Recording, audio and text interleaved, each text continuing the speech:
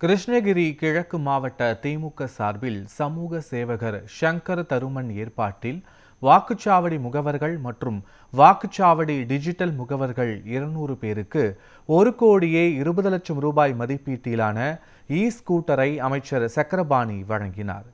கிருஷ்ணகிரி திமுக கிழக்கு மாவட்ட செயலாளர் மதியழகன் கட்சி கட்டமைப்பை பலப்படுத்தும் வகையில் பல்வேறு முன்னெடுப்புகளை மேற்கொண்டு வருகிறார். அதன்படி கட்சியில் அதிக அளவில் புதிய உறுப்பினர்களை இணைத்து வருகிறார். அந்த வகையில் கடந்த சில நாட்களுக்கு முன்பு சமூக சேவகரும் SVDP அறக்கட்டளை நிறுவனருமான சங்கர் தருமன் என்பவரை அமைச்சர் சக்கரபாணி தலைமையில் முதல்வரை நேரில் சந்தித்து கட்சியில் இணைத்தார்.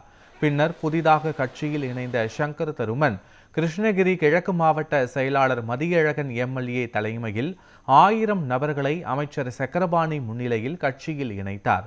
அதன் தொடர்ச்சியாக திமுக வாக்குச்சாவடி முகவர்கள் மற்றும் வாக்குச்சாவடி டிஜிட்டல் முகவர்கள் 200 பேருக்கு 1,20,00,000 ரூபாய் மதிப்பீட்டிலான ஸ்கூட்டரை அமைச்சர் மற்றும் மாவட்ட செயலாளர்கள் மூலம் இலவசமாக வழங்கினார்.